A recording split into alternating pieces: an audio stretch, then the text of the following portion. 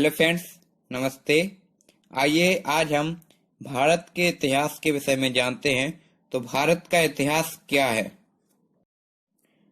उत्तर में हिमालय से लेकर दक्षिण में समुद्र तक फैला यह उपमहाद्वीप भारतवर्ष के नाम से ज्ञात है। इसीलिए यहाँ पर रहने वाले निवासियों के लिए भारतीय अर्थात भारत की संतान कहा जाता है। प्राचीन समय में भारतीय अपने राष्ट्र को जम्बू द्वीप अर्थात जामुन के वृक्षों का द्वीप कहते थे। प्राचीन समय में ही ईरानी भारत देश को सिंधु नदी से जोड़ते थे, जिसे वह भारत देश को सिंधु ना कहकर हिंदू कहते थे। तत्पश्चात भारत देश को मध्यकाल में हिंदुस्तान के नाम से कहने लगे। फिर इसे यूनानी भाषा के इंदे के अनुसार अंग्रेज इसे इंडिया कहने लगे। भारतीय इतिहास को अध्ययन की सुविधा के अनुसार 3 भागों में विभाजित किया गया है। पहला है प्राचीन भारत, दूसरा है मध्यकालीन भारत और तीसरा है आधुनिक भारत। तो अब हम प्राचीन भारत के विषय में जानते हैं। तो प्राचीन भारतीय इतिहास के विषय में जानकारी मुख्यतः 4 स्तोत्रों में प्राप्त होती है। नंबर 1 धर्म ग्रंथ, ऐतिहासिक ग्रंथ, विदेशियों का विवरण और पुरातत्व संबंधी साक्ष्य। तो अब हम धर्म ग्रंथ व ऐतिहासिक ग्रंथ से मिलने वाली महत्वपूर्ण जानकारी को देखते हैं। भारत का सर्व प्राचीन ग्रंथ वेद है। इसके संकलनकर्ता महर्षि कृष्ण द्वैपायन वेद व्यास को माना जाता है। वेद 4 प्रकार के होते हैं: ऋग्वेद, यजुर्वेद, सामवेद, अथर्ववेद। वेदों में सर्व प्राचीन वेद ऋग्वेद है व सबसे बड़ा वेद अथर्ववेद है। वेदों को भली भांति समझने के लिए 6 वेदांगों की रचना हुई: शिक्षा, ज्योतिष, कल्प, व्याकरण, निरुक्त व छंद। इसके बाद विदेशी यात्रियों से मिलने वाली प्रमुख जानकारी को 4 भागों में विभाजित किया गया है। ए यूनानी रोमन लेखक, बी चीनी लेखक, सी अरबी लेखक और डी अन्य लेखक। यूनानी रोमन लेखक। यूनानी रोमन लेखक में कई प्रमुख लेखकों का वर्णन है, लेकिन भारत के संबंध में टेंसियस की आश्चर्यजनक कहानियों का विवरण अविश्वसनीय है। इसके साथ ही सिकंदर के साथ आने वाले लेखकों का विवरण यूनानी रोमन लेखक में अत्यधिक प्रामाणिक व विश्वसनीय है।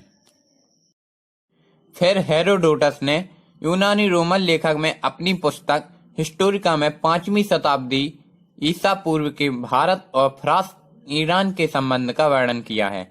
और फिर चीनी लेखक में सन 518 ईस्वी में संयुगन लेखक भारत देश में आया था।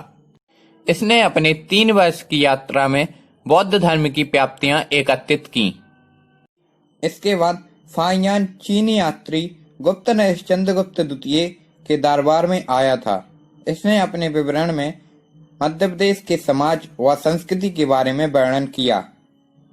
फिर 7वीं शताब्दी में इत सिंह लेखक भारत देश में आया था, जिसने अपने विवरण में नालंदा विश्वविद्यालय, विक्रमशिला विश्वविद्यालय तथा अपने समय के भारत का वर्णन किया था। अरबी लेखन में अरबी भाषा पर लेख लिखे गए, जिसमें अलबरूनी की अरबी भाषा में लिखी कीर्ति किताब उल हिंद या तहकीक ए हिंद आज भी इतिहासकारों के लिए एक महत्वपूर्ण स्रोत है। इस किताब में राजपूत कालीन समाज, धर्म, रीति रिवाज, राजनीति आदि पर सुंदर प्रकाश डाला गया है। इसके बाद अन्य लेखक में 2 लेखक हुए हैं, एक तारानाथ, दूसरे मार्को पोलो। अब हम पुरातत्व संबंधी साक्ष्य से मिलने वाली महत्वपूर्ण जानकारी को देखते हैं। भारतीय पुरातत्व शास्त्र का पितामह सर एलेक्जेंडर कनिंघम को माना जाता है। पुरातत्व संबंधी साक्ष्य में बहुत से महत्वपूर्ण अभिलेखों का वर्णन है। अब हम मुख्य अभिलेख और उनके शासक को देखते हैं। पहला अभिलेख है हाथी गुफा अभिलेख। यह एक तिथि रहित अभिलेख है और इसके शासक थे कलिंगराज खारवेल। दूसरा अभिलेख है जूनागढ़ अभिलेख और इसके शासक हैं रुद्रदामन। तीसरा अभिलेख है नासिक अभिलेख और इसके शासक थे गौतमी बलश्री। चौथा अभिलेख प्राग स्तंभ अभिलेख है और यह समुद्रगुप्त शासक में हुआ। इसके बाद पांचवा अभिलेख है ऐहोल अभिलेख और यह पुलकेशिन शासक में हुआ। और मंदसौर अभिलेख मालवा नरेश यशोवर्मन के शासक में हुआ। ग्वालियर अभिलेख प्यातियार नरेश भोज के शासक में हुआ। इसके बाद भीतरी एवं जूनागढ़ अभिलेख स्कंदगुप्त शासक में हुआ। इसके बाद सर्वप्रथम भारतवर्ष का जिक्र हाथी गुफा अभिलेख में मिलता है। वह साथ ही सती प्रथा का पहला लिखित साक्ष्य ऐरण्य अभिलेख से प्राप्त होता है। और इसके बाद सर्वप्रथम सिक्कों पर लेख लिखने का कार्य एवं शासकों ने किया। अब हम भारतीय सिंधु सभ्यता के विषय में जानते हैं। सिंधु सभ्यता की खोज 1921 में राय बहादुर दयाराम साहनी ने की थी। सिंधु सभ्यता को ऐतिहासिक अथवा कांस्य युग में रखा जा सकता है। सिंधु सभ्यता की लिपि भाव चित्रात्मक है। यह लिपि दाईं से बाईं ओर लिखी जाती है। सिंधु सभ्यता और सदैव सभ्यता नागिक सभ्यता थी। सिंधु सभ्यता की मुख्य फसल गेहूं और जौ की होती थी। सिंधु सभ्यता में मातृ देवी की उपासना सर्वाधिक प्रचलन में थी। साथ ही वृक्ष पूजन और शिव पूजन के प्रचलन का साक्ष्य सिंधु सभ्यता में मिलता है। सिंधु सभ्यता के लोग तलवार से परिचित नहीं थे और सिंधु सभ्यता के लोग काले रंग से डिजाइन किए हुए लाल मिट्टी के बर्तन बनाते थे। इसके बाद भारतीय वैदिक सभ्यता को दो भागों में विभाजित किया गया है। पहली ऋग्वैदिक काल, इसका काल 1500 से 1000 ईसा पूर्व था। और दूसरी उत्तर वैदिक काल, इसका काल 1000 से 600 ईसा पूर्व था। आर्य सर्वप्रथम पंजाब और अफगानिस्तान में रहने आए थे। आर्यों का मूल निवास मध्य एशिया माना जाता है। आर्यों द्वारा निर्मित सभ्यता वैदिक सभ्यता कहलाई। आर्यों की मुख्य भाषा संस्कृत थी।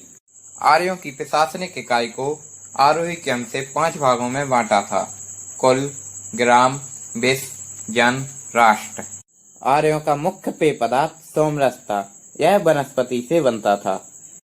आर्य जनजाति के लोग मुख्यतः 3 प्रकार के वस्त्रों का उपयोग करते थे: वास, अतिवास, उष्ण। आर्यों के द्वारा खोजी गई धातु लोहा थी, जिसे आर्यों में श्याम अयस्क कहा जाता था। आर्यों का मुख्य व्यवसाय पशुपालन एवं कृषि था। जैन धर्म के संस्थापक प्रथम तीर्थंकर श्री ऋषभदेव को माना जाता है। जैन धर्म में 24 तीर्थंकर हुए हैं, जिसमें प्रथम तीर्थंकर भगवान श्री ऋषभदेव जी हैं और 24वें तीर्थंकर भगवान महावीर स्वामी हैं। जैन तीर्थंकरों की जीवनी का वर्णन भद्रबाहु द्वारा रचित कल्पसूत्र में प्राप्त होती है। जैन धर्म में 3 रत्न हुए हैं, जिन्हें रत्नात्रय कहा जाता है: सम्यक दर्शन, सम्यक ज्ञान और सम्यक चारित्र्य। बौद्ध धर्म के संस्थापक गौतम बुद्ध को माना जाता है। साथ ही इन्हें एशिया का ज्योतिपुंज भी कहा जाता है। गौतम बुद्ध का जन्म 563 ईस्वी पूर्व कल्पवस्तु के लुम्बिनी नामक स्थान पर हुआ था। बौद्ध धर्म मूलतः अनिश्वरवादी है। इसमें आत्मा की परिकल्पना नहीं होती है। बौद्ध धर्म में 3 रत्न हैं: बुद्ध, धम्म, संघ। भगवान शिव की पूजा करने वालों को शैव धर्म का कहा जाता है। शिवलिंग उपासना का प्रारंभिक पुरातात्विक साक्ष्य हड़प्पा संस्कृति के अवशेषों में मिलता है। ऋग्वेद में शिव के लिए रौद्र नामक देवता का उल्लेख किया गया है। शिवलिंग पूजा का पहला स्पष्ट वर्णन मात्स्य पुराण में मिलता है। इसके बाद वामन पुराण में शैव संप्रदाय की 4 संख्याएं बताई गई हैं: 1 पाशुपत, 2 कापालिक, 3 कालामुख और 4 लिंगायत। वैष्णव धर्म के विषय में प्रारंभिक जानकारी उपनिषदों से मिलती है।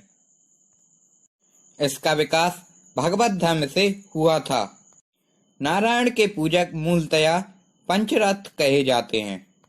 वैष्णव धर्म के प्रवर्तक श्री कृष्ण थे, जिनका निवास स्थान मथुरा, द्वारिका आदि कहा जाता है।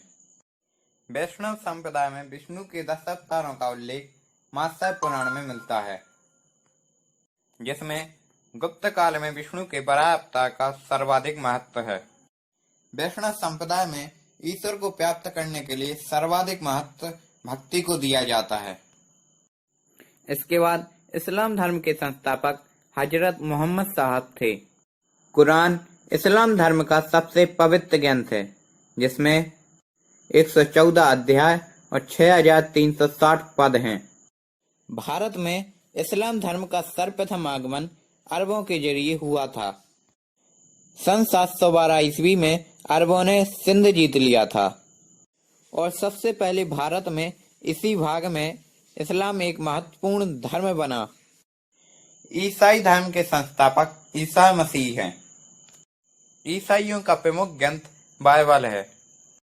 ईसाई धर्म में ईसा के जन्म दिवस को क्रिसमस के रूप में मनाया जाता है और ईसाई धर्म का सबसे पवित्र चिन्ह क्रॉस है। अब हम भारतीय साम्राज्य के विषय में जानते हैं, तो भारत में कौन कौन से प्रमुख साम्राज्य हुए हैं। पहला है मगध साम्राज्य, दूसरा है सिकंदर महान साम्राज्य, तीसरा है मौर्य साम्राज्य, चौथा है ब्राह्मण साम्राज्य, पांचवा है गुप्त साम्राज्य। तो अब हम क्रमशः साम्राज्य के विषय में जानते हैं। पहला है मगध साम्राज्य। मगध के सबसे प्राचीन वंश के संस्थापक बृहदत्त था। मगध साम्राज्य की राजधानी गिरिवज थी। इसके बाद हड़क वंश के संस्थापक बिंबिसार मगध की गद्दी पर 544 ईसा पूर्व में बैठा था। बिंबिसार ने बृहदत्त को हराकर अंगराज्य को मगध में मिला लिया। फिर इसके बाद बिंबिसार ने राजगढ़ का निर्माण कर उसे अपनी राजधानी बना लिया। बिंबिसार ने मगध पर करीब 52 वर्षों तक शासन किया। फिर उसके पुत्र अजातशत्रु ने उसकी हत्या कर दी। फिर सन 493 ईसा पूर्व में अजातशत्रु ने मगध साम्राज्य की गद्दी पर शासन करना प्रारंभ किया। इसने करीब 32 वर्षों तक मगध साम्राज्य पर शासन किया। इसके बाद शिशुनाग ने अपनी राजधानी पाटलिपुत्र को हटाकर वैशाली में स्थापित की। फिर शिशुनाग का उत्तराधिकारी कालाशोक पुनः राजधानी को पाटलिपुत्र ले आया। शिशुनाग वंश का अंतिम राजा नंदीवर्धन था। नंद वंश का अंतिम संस्थापक महापद्मनंद था। वह अंतिम शासक घनानंद था, जिसे चंद्रगुप्त मौर्य ने युद्ध में पराजित किया और मगध साम्राज्य पर एक नए वंश मौर्य वंश की स्थापना की। दूसरा साम्राज्य सिकंदर महान साम्राज्य। सिकंदर का जन्म 356 ईसा पूर्व में हुआ था। सिकंदर ने भारत विजय का अभियान 326 ईसा पूर्व में प्रारंभ किया था। सिकंदर के सेनापति का नाम सेल्यूकस निकेटर था। सिकंदर को पंजाब के शासक पोरस के साथ युद्ध करना पड़ा, जिसे झेलम के युद्ध से जाना गया। सिकंदर के जल सेनापति का नाम निर्याकस था। सिकंदर की मृत्यु 323 ईसा पूर्व में बेलीनोन में 33 वर्ष की उम्र में हो गई थी। इसके बाद मौर्य साम्राज्य के संस्थापक चंद्रगुप्त मौर्य का जन्म 345 ईसा पूर्व में हुआ था। घनानंद को हराने में चाणक्य ने चंद्रगुप्त मौर्य की मदद की थी, जो बाद में चंद्रगुप्त मौर्य का प्रधानमंत्री बना। इसके बाद चंद्रगुप्त मौर्य मगध की राजगद्दी पर 322 ईसा पूर्व में बैठा था। चंद्रगुप्त मौर्य जैन धर्म का अनुयायी था। चंद्रगुप्त ने अपना अंतिम समय कर्नाटक के श्रवणबेलगोला नामक स्थान पर बिताया था। चंद्रगुप्त मौर्य ने जैन गुरु भद्रबाहु से जैन दीक्षा ली थी।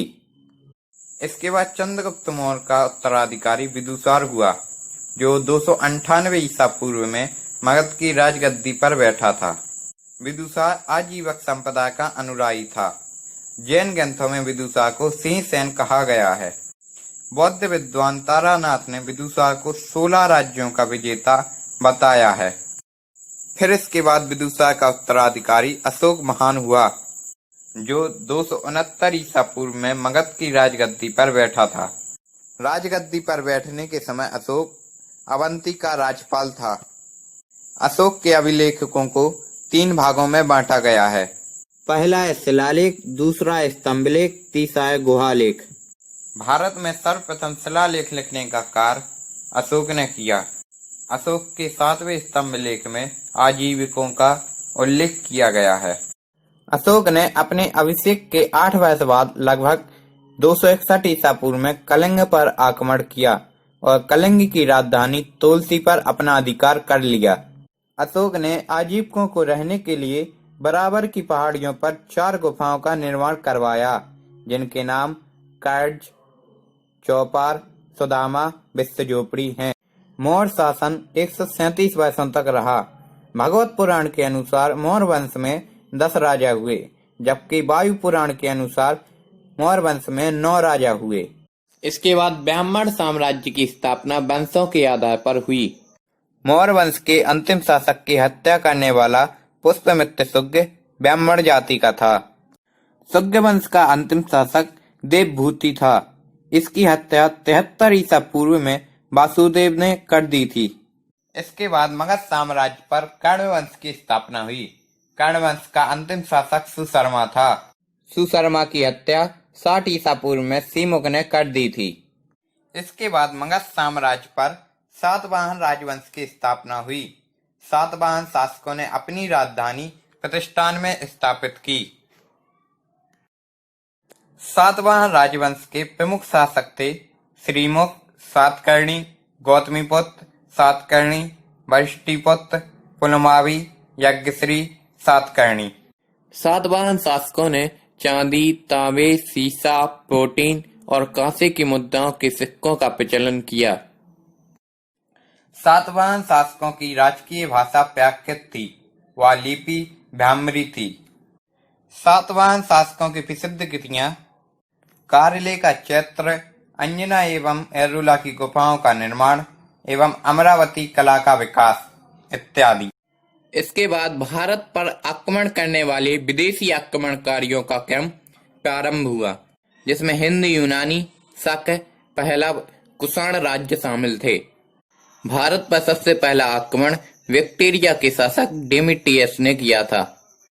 इसके बाद गुप्त साम्राज्य का उदय 3वीं शताब्दी के अंत में प्रयाग के पास कौशाम्बी में हुआ था।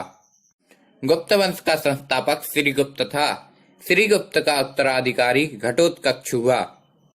गुप्त वंश का प्रथम महान सम्राट चंद्रगुप्त प्रथम हुआ। यह 320 ईसा पूर्व में गुप्त वंश की गद्दी पर बैठा था। गुप्त संवत की शुरुआत चंद्रगुप्त प्रथम ने की थी। सांस्कृतिक उपलब्धियों के कारण गुप्त काल को भारतीय इतिहास का स्वर्ण युग कहा जाता है। आशा करता हूँ दोस्तों आपको यह वीडियो पसंद आई होगी। यदि आपने हमारे चैनल को सब्सक्राइब नहीं किया है तो सब्सक्राइब करें, लाइक करें, शेयर करें। धन्यवाद दोस्तों।